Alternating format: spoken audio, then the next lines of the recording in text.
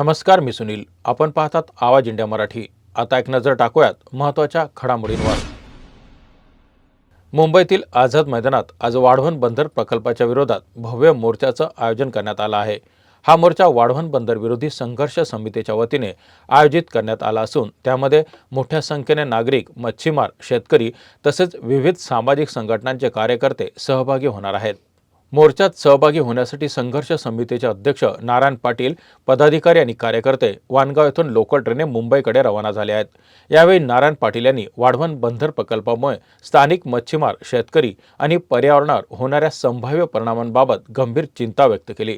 त्यांनी हा प्रकल्प तातडीने रद्द करण्याची मागणी पुन्हा एकदा ठामपणे मांडली. तसंच या मोर्चात मोठ्या संख्येने सहभागी होऊन आंदोलनाला पाठिंबा द्यावा असं आवाहनही त्यांनी जनतेला केलं आहे. नाशिकमध्ये भोंदूबाबा म्हणून ओळखल्या जाणाऱ्या अशोक खरात विरोधात लैंगिक शोषणाचा तिसरा गुन्हा दाखल झाला आहे. सरकारवाडा पोलीस ठाण्यात एका महिलेनं धार्मिक विधी आणि भविष्य सांगण्याच्या नावाखाली शोषण केल्याची तक्रार केली आहे. यापूर्वीही 2 महिलांनी त्याच्यावर गंभीर आरोप केले होते.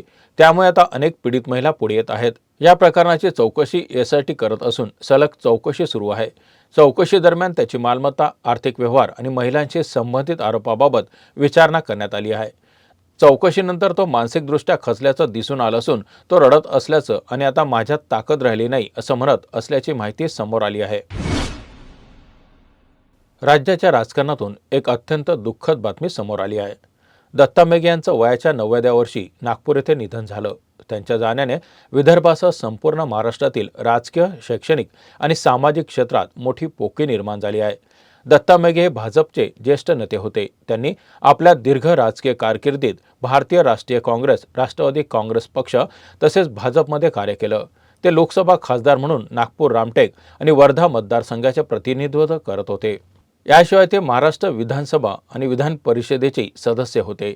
11 नोव्हेंबर 1936 रोजी वर्धा जिल्ह्यातील पवनार येथे त्यांचा जन्म झाला. आपल्या सौम्य स्वभाव आणि मृदू भाषेमुळे त्यांनी विदर्भातील राजकारणात विशेष स्थान निर्माण केलं होतं. वर्धा येथे त्यांनी वैद्यकीय महाविद्यालय सुरू केले आणि रुग्णालयाचं विस्तृत जाळं उभं केलं. एक शिक्षण तज्ज्ञ आणि समाजसेवक म्हणूनही त्यांची ओळख होती. त्यांच्या निधनामुळे राज्याने एक अनुभवी, संयमी आणि दूरदृष्टी असलेला नेता गमावला आहे. सरकारने घरगुती गॅस सिलेंडरच्या वितरणात महत्त्वाचा बदल केला आहे. आता घरगुती वापरासाठी दिला जाणारा गॅस सिलेंडर 14.2 किलोच्या ऐवजी 8 ते 10 किलोच्या वजनाचा असणार आहे. याचं मुख्य कारण म्हणजे युद्धामुळे गॅसचा तुटवडा होणं. सध्या उपलब्ध 14.2 किलोच्या गॅस सिलेंडरची स्टॉक संपल्यानंतर नवीन सिलेंडर कमी वजनात भरले जातील. नागरिकांना त्यासाठी त्याच प्रमाणात पैसे द्यावे लागतील. यामुळे गॅस सिलेंडर कमी वजनाचे होणार असल्यामुळे ते कमी दिवसापर्यंत टिकतील, ज्यामुळे सामान्य नागरिकांचं दैनंदिन जीवन आणि गॅस वापराचं गणित बिघडू शकतं. महाराष्ट्र सरकारने गॅसची टंचाई कमी करण्यासाठी आवश्यक पावलं उचलली आहेत. गेल्या काही दिवसांमध्ये LPG गॅसच्या तुटवड्यामुळे नागरिकांची चिंता वाढली आहे. गॅस सिलेंडर मिळणार की नाही याबाबत धास्ती कायम आहे आणि गॅस एजन्सीबाहेर रांगा लागल्या आहेत. मध्य पूर्वेतील युद्धजन्य परिस्थितीमुळे गॅस टंचाई कमी करण्यासाठी राज्य सरकारनं व्यावसायिक गॅस पुरवठ्यात 20% वाढ केली आहे. त्यामुळे हॉटेल्स, ढाबे आणि अन्य प्रक्रिया उद्योगांना दिलासा मिळाला आहे. पुणे जिल्ह्यातील वाघोली तालुका हवेली येथे पार पडलेल्या यंदाच्या 68व्या महाराष्ट्र केसरी कुस्ती स्पर्धेच्या अंतिम लढतीत नाशिकच्या हर्षवर्धन सदगीर यांनी सोलापूरच्या महेंद्र गायकवाड याला 4-2 अशा फरकाने पराभूत करून महाराष्ट्र केसरीचा किताब जिंकला आहे. हर्षवर्धन सदगीर याने याआधी डबल महाराष्ट्र केसरी म्हणून लौकिक मिळवला होता आणि यंदाचा विजय त्याला 7व्या डबल महाराष्ट्र केसरी ठरवतो. लढतीच्या पहिल्या डावात दोन्ही पैलवानांमध्ये 1-1 अशी बरोबरी झाली. अंतिम लढतीत हर्षवर्धन सदगीर याने चांगली पकड घेतली आणि शेवटच्या डावात महेंद्र गायकवाडला पराभूत करत विजय मिळवला. हर्षवर्धन सदगीर याच्या या ऐतिहासिक विजयाबद्दल खास सांगायचं तर त्याने फॉर्च्युनर कार आणि 5 लाखाच्या रुपयाचा धनादेश जिंकला आहे. हर्षवर्धन सदगीर हा फॉर्च्युनर कार जिंकणारा पहिला महाराष्ट्र केसरी ठरला. याचबरोबर महेंद्र गायकवाड यालाही चांदीची गदा आणि स्कॉर्पिओ कार मिळाली. या मोठ्या स्पर्धेतील उपविजेता महेंद्र गायकवाड याला आपल्या संघर्षाचं फळ म्हणून समर्पण देण्यात आलं आणि त्यांनी माती विभागात सिकंदर शेखचा पराभव केला. त्याचवेळी हर्षवर्धन सदगीरने गादी विभागात जय पाटील याच्यावर मात केली.